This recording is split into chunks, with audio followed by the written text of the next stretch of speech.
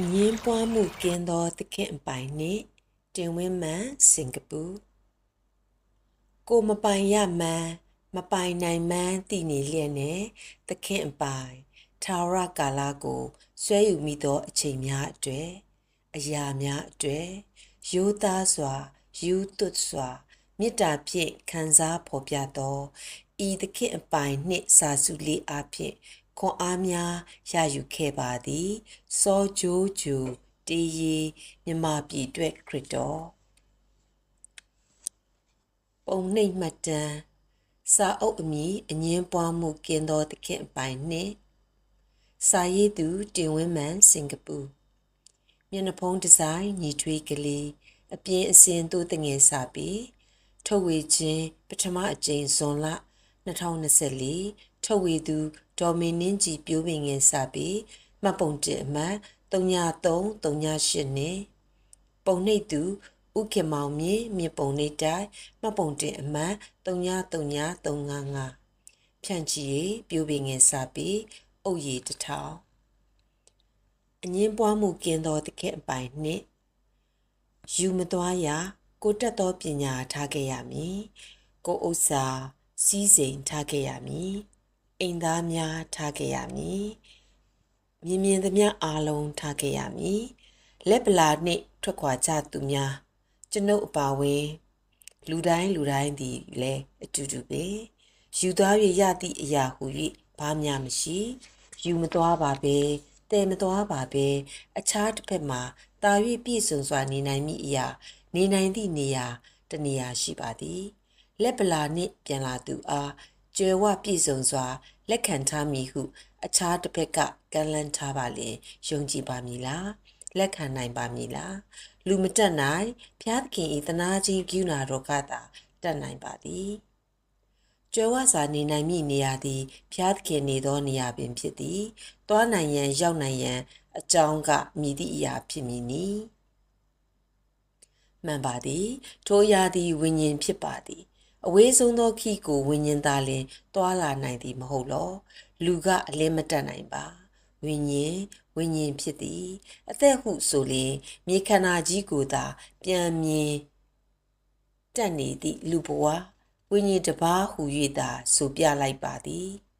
လူဘဝ၏အခြားတစ်ဖက်တွင်ပိုင်ဆိုင်မှုတစ်ခုမျှမလိုဘဲအရာအလုံးသည်နေပျော်ရာအေးချမ်းရာရှင်လန်းရာနေရာဖြစ်သည်ဝိညာဉ်အေးချမ်းရာစံနေရာဖြစ်သည်ဟုဆိုပြရစေပိုင်သည်ဆိုင်သည်များအတွက်ငင်းခုန်ကြသည်များတန်သင့်ပါပြီထို့သို့ပြောကြခြင်းဆိုကြခြင်းများရပ်နားရမည်အချိန်တစ်ခုကိုလူတိုင်းဝင်ရောက်ကြရမည်ဆိုင်ပါသည်ဆိုသည်ကိုမိမိကပြောစရာမရှိသခင်ကမောပန်းဝိညာဉ်တို့အားနှစ်သိမ့်မှုများဖြင့်စီး၍ကြိုလျက်နေပါမည်ဝိညာဉ်တစ်ပါးသင်၏ဝိညာဉ်သည်တစ်ခုတစ်ကောင်တယောက်မဟုတ်တစ်ပါးတည်းသောဝိညာဉ်ဖြစ်သည်ဘုရားသခင်သည်ကောင်းကင်တမန်များကိုဖန်ဆင်းတော်မူခဲ့သည်လူသည်အသွေးသားမပါဘဲကောင်းကင်သို့ပြန်တက်သောအခါထိုကောင်းကင်တမန်များကဲ့သို့ထွန်းလင်းသောကောင်းကင်၏လူဖြစ်ပါမည်သို့သောလောကကလူမဟုတ်တော့ပေဝိညာဉ်သည်သာပဂတိဖြစ်သည်မိမိဝိညာဉ်တစ်ပါးကိုအဘယ်အရာနှင့်မျှအစာမထိုးလိုက်ပါနှင့်သခင်သည်သူပိုင်သည်များကိုပြန်၍သိမ်းဆဲသွားပါမည်မြေကြီးအရာမဟုတ်သင်၏ဝိညာဉ်ကိုသိမ်းပိုက်တော်မူမည်သခင်ပိုင်သောကြောင့်သင်၌ရောင်းဝယ်ပိုင်ခွင့်မရှိ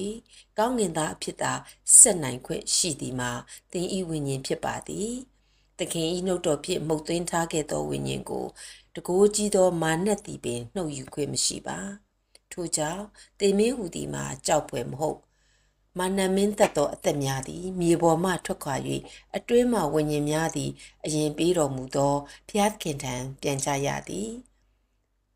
တို့ဆိုပါကအဘယ်သောကြောင့်တေခြင်းကိုကြောက်နေရဥမည်နီတေခြင်းသည်တေချာသောအရာတစ်ခုဖြစ်ရမှာတပါးသီးသောဝိညာဉ်သွားရလမ်းကိုသိမြင်ဖို့ပဲချစ်တော်မိတ်ဆွေသင်ဤမျက်စိကိုခိတ္တခဏမှိတ်ပေးလိုက်ပါဘာမှမရှိဘာမှမမြင်ရတော့ဘူးမဟုတ်ပါလောသို့တော့အတန်ကိုမူကြားနေရသေးသည်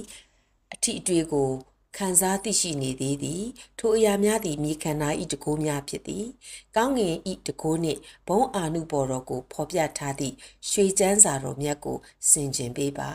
သင်သည်မမြင်ရသေးမတွေ့မထိရသေးသည့်များကိုမြင်ရတွေ့ထိရသကဲ့သို့ခံစားရမည်ဤဒီကယုံကြည်ခြင်းပါပဲမမြင်ရသေးသောအရာများကိုတိမှတ်ဆွဲလန်းပါလျင်ရရှိပြီးသားများဖြစ်တဲ့ကဲ့သို့အာယုန်တွင်ဖြစ်ပေါ်လာပါမည်နှလုံးသားထဲထင်ရှားလာမည်ဤအရာသည်ဝိညာဉ်တစ်ပါးဖြစ်ပါသည်ယုံကြည်ခြင်းသာအမြင့်တည်ရာအောင်နိုင်ရာဝင်စားရာဖြစ်ပါသည်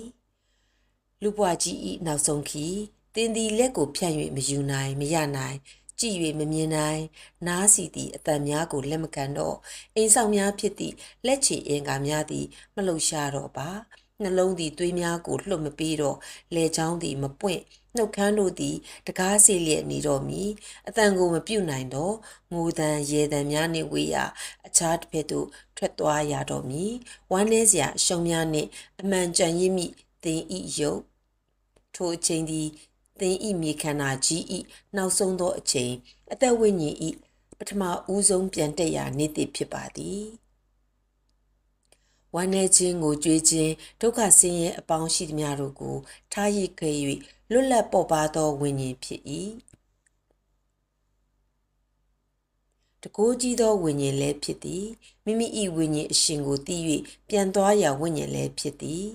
ဖျားနှင့်ဆိုင်သောမိမိဝိညာဉ်သည်ဖျားသခင်ထံတော်သို့သာညင်ညင်သာသာခီးသွားရသောလောကကဘာကြီး၏နောက်ဆုံးခီးစဉ်ဖြစ်ပါသည်နောက်တဖန်မအောင်မီရာချစ်တော်သူပူလောင်အားကြီးသောလောကကဘာကြီးကိုလွန်ကွဲစွာမဆွဲလန်းစေခြင်းပါဤကဘာကြီးသည်နောက်ဆုံး၌ပူလောင်ပြင်းပြစွာဖြင့်အရေးပြောသွားပါမည်ကြီးမားသောအတန်ဖြင့်ပျောက်ကွယ်သွားမည်ကဘာမြေဟူ၍နောက်တပံမြင်ရတော်မူမဟုတ်ပါသို့သောတည်င်းဆိုးမဟုတ်သေးပါအဆိုးဆုံးတည်င်းများဤနောက်အကောင်းမြတ်ဆုံးသောတည်င်းသည်ထွက်ပေါ်လာပါပြီပြီးတော့ပြန်နေရင်ဌာနေပတ်စီအရောက်သွားကြရမည့်အကြောင်းဖြစ်ပါသည်တနေ့တစ်ချိန်တစ်ခါနောက်ဆုံးသောတစ်ခါဖြစ်သည်တောတောင်ရေမြေသမုဒ္ဒရာများကိုမအောင်မမေ့ထိုထက်သာ၍ကြီးမြတ်သောအရာများသည်ကောင်းကင်ဘုံ၌ရှိနေကြသောကြောင့်ဖြစ်သည်ဘုရားသခင်သည်မြေကြီးအရာကောင်းကင်အရာစသောအရာရာကိုသူ၌တပါးတည်းဖြစ်တော်မူသောသားတော်ယေရှုသခင်အားအပ်ပေးတော်မူပါသည်ထိုသခင်သည်အလုံးစုံဖြစ်တော်မူ၏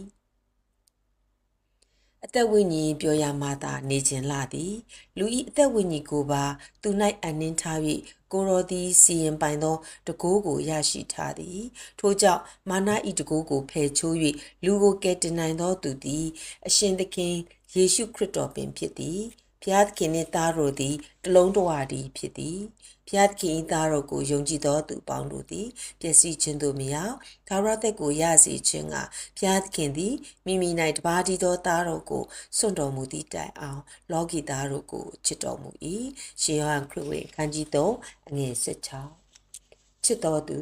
သင်အတွက်သခင်ရှိပါသည်ယနေ့သည်အရေးကြီးပါသည်ထိုအရှင်ကိုယုံကြည်ဖို့ရန်ဖိတ်ခေါ်ပေးပါ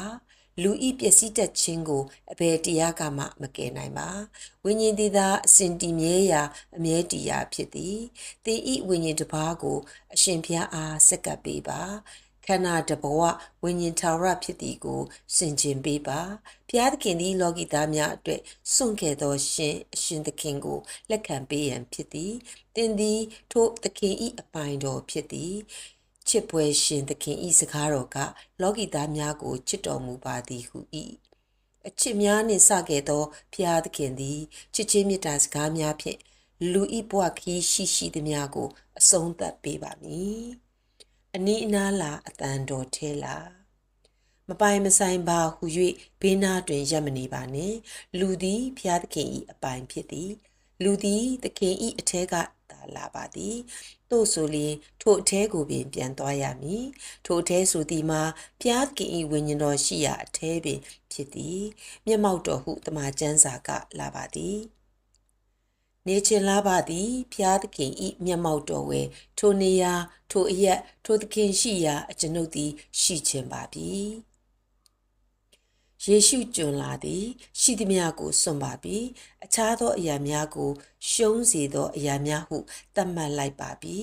လက်တော်၌ဖိုးကြီး၍ကိုယ်တော်၌သာခိုလုံခြင်းလှသည်ကျွန်ုပ်၏အသက်ဝိညာဉ်ကိုလက်ခံတော်မူပါအိုဖေယားယေရှုနှင့်ဆိုင်သောကြောင့်ဖြစ်ပါ၏သခင်ပေထက်အခရာတင်ဝင်းမှန်စင်ကာပူအငင်းပွားမှုကင်းသောသခင်အပိုင်နှင့်တင်ဝင်းမှန်စင်ကာပူ